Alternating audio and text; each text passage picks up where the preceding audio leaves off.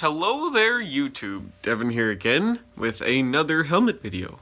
Haven't done one of these in a while because a lot of them I have aren't in super great condition, to be honest. I own a crap ton of helmets, but most of them are just shells. So I want to show you complete helmets so you could actually see the full history of them. Now, I own a lot of shells of this helmet. I own a lot of Mark 1 and Mark 2 shells. Brody's, that is, by the way.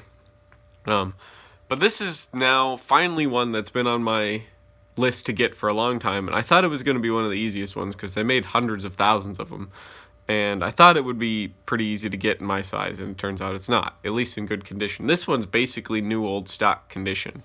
It's got some little kind of surface scratches on it, but other than that, it's basically brand new. So now this is a 1941 dated CLC Canadian pattern early Mark II.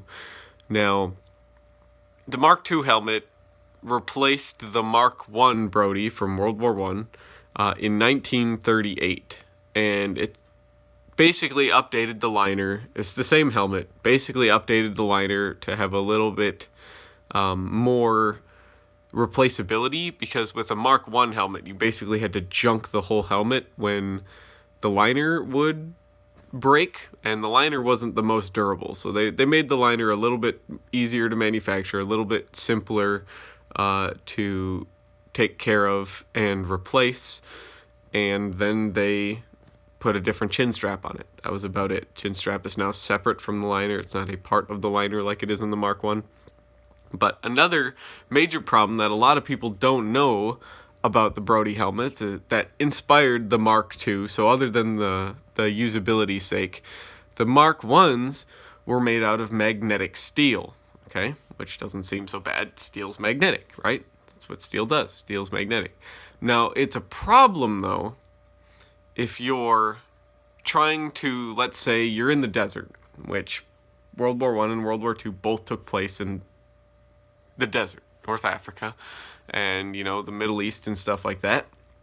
Now, let's say you're trying to navigate long range and you get your magnetic compass out and you're trying to look through it at a landmark to get your bearing and stuff like that.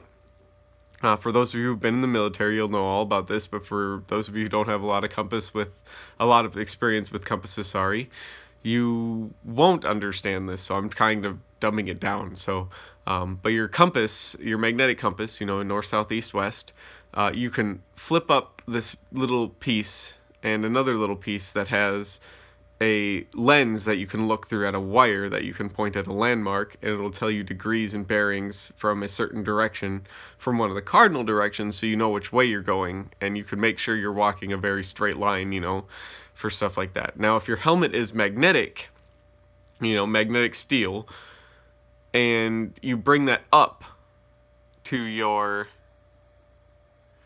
eye while you're wearing your helmet, it's going to throw your reading off because it's going to affect your needle. Now, the Mark IIs started out initially having a non-magnetic steel rim, and then later would go on to just be full non-magnetic steel. So that was something that was kind of a problem early on, realized that it affected long-range navigation and stuff like that. It affected compasses, having a magnetic helmet steel. So a lot of these were then changed to from Mark I to Mark II to be non-magnetic steel, so it doesn't affect your compass or any other instruments that might be affected by that. So a lot of people don't know that, but that's something that was a huge concern for England at the time. So the Brody helmet design, basically you can find them in two designs, Mark I and Mark II. There are some little other variations in there, but for the most part, Mark I and Mark II are the big ones. And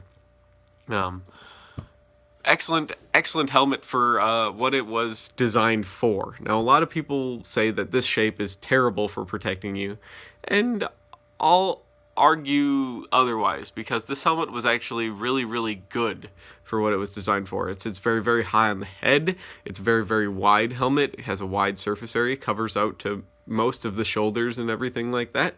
And what it was designed to do is it was designed to be worn kind of on the head like this, with the brim pointed kind of up. So that way when you ducked and you crouched, the helmet would be brought level, protecting the back of your neck and everything else. So from flying debris. Now, when this helmet shape was designed, which was World War I, trench warfare was the thing. You're not really worrying about a lot of debris coming from the front or from the sides. A lot of it was coming from down from the top. And that design just kind of carried over into the Mark II. And now the Mark II was designed before World War II, and nobody really knew what World War II was going to be like battle-wise. We can now, in hindsight, know that it wasn't really a trench warfare, but a lot of people were thinking that it was going to be trench warfare. And this is a very effective design for trench warfare. It didn't impede your hearing, it protected you from dirt clods and wood and shrapnel and stuff coming down from above very, very well. So this one, in particular, is a Canadian CLC manufactured one. You could tell it's Canadian by the fact, well, the markings on it are kind of the dead giveaway. But another one is it has this very smooth finish on it, which was a problem. They only made this for a few years before they realized that in combat, when this helmet gets wet, it gets very shiny. You could probably see my light's reflection on there, and it's not, this helmet's not even wet. It's already very shiny. So when it rains, kind of like with the early American M1 helmets, they had a smooth finish paint on them. So when it rained, this helmet basically became a mirror. It was really bright and shiny. The moonlight reflecting off this helmet, or a light or anything, was very bright because of that. And so they went to a lighter kind of sand or cork textured paint to help break up the shine of this helmet. So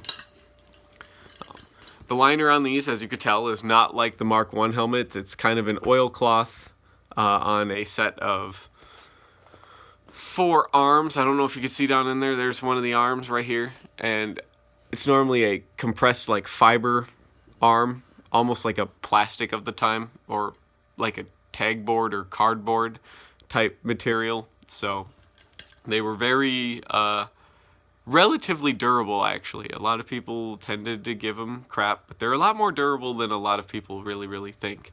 And it was supported by these foam pads going around the circumference of the sweatband here that kept your head away from the shell, but did have some give, some compression in them, so to help reduce blunt force trauma. And the chin strap was very easily adjustable. It wasn't a roller buckle or anything. It's just a slider buckle of canvas. And then to further aid with that shock protection, each side of the chin strap here has an elastic piece that is used to, for one, you can make the helmet a little bit extra tight so it's more secure than a Mark I helmet. And it helped in that blunt force trauma and everything like that to help kind of have some give. It gives you a tight fit, but it gives the helmet some give. And then you can see here the traditional like British style crown pad here, which is a foam, once again, made out of it's open cell foam, so it does actually absorb a lot of smell and stuff, which isn't good, unfortunately. But this this cruciform pad up here was actually quite comfortable. It can sit on top of your head for a long period of time, and you don't really notice it. It doesn't cut into your head, much like the little ring on the M1 helmets and stuff. And then if this liner needed to be replaced or anything, now instead of having to hammer out rivets or anything like that, there is a dome nut here and a very large flathead screw up here. And that's all it takes to remove the whole liner, is one screw. And it just drops in and drops out. Liners were made as contained units, and it also allowed size adjustability. The liners came in a bunch of different sizes, so they could make one shell and put different size liners in it. And all that would happen is the circumference of this sweatband would shrink or enlarge based on what size you needed, and the foam pads would just get larger. That's about it. So this one, I've been waiting to get one in my size for a very long time.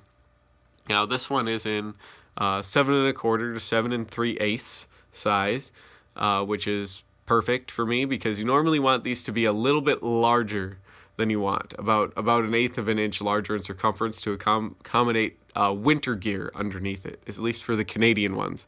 I don't know how the British decided to size theirs, but you would normally go one size up from what you would normally wear with these to allow for winter type variations. Now you probably really won't be able to see it, at least at a good angle, but if I can get the markings to show up here, there is a, come on now, you bastard, focus. focus. Oh, that's terrible. I'm trying to get it to focus. It's not having it. Alright, can you guys see it a little better there? Try focusing it again. Alright, so you can see a C.L. Alright, C here, which is the manufacturer, and then you can see 1941. The 1941 stamped a lot deeper than the CLC. And then underneath that is a very light 30 stamp, and that just kind of corresponds to who made it and the year that made it, and the type of steel, the batch of steel, stuff like that. It all kind of is interchangeable, and you could find numbers of different markings on there. But this helmet basically stopped being made in 1942, this version of the Brody, and they would change the finish on it to be that kind of lighter green with more texturing on it, so that way it would stop the shine. So hopefully you guys like this video and you learned something today, even those veteran collectors of you, or hopefully you learned something. This is kind of a general overview, and I hope this helmet will make its way into some other videos here. Now that I finally have one, I almost have every single Canadian helmet ever made, up to the modern day. So hopefully you guys like this video and you subscribe if you like this sort of thing. I'm sorry it's been so long since I've made a helmet video, but I'm just trying to make sure I can get stuff that you guys want to see. Now the camera focuses. But thank you so much for watching, you guys. I hope to see you all in the next video. If you are interested, I will leave a link to my Patreon down below. I don't think I have a single Patreon yet. It's been something people have been hassling me to get, but then nobody wants to sign up for it. So or if you want to donate another way, if you go to the About page of my channel, it has a donations link to my PayPal, and also again the link to my Patreon. So it means a lot to me, you guys, as far as being able to get stuff like this. Otherwise I have to pay it entirely out of pocket. So, but thank you so much for watching, you guys, and I will see you all in the next video. Bye.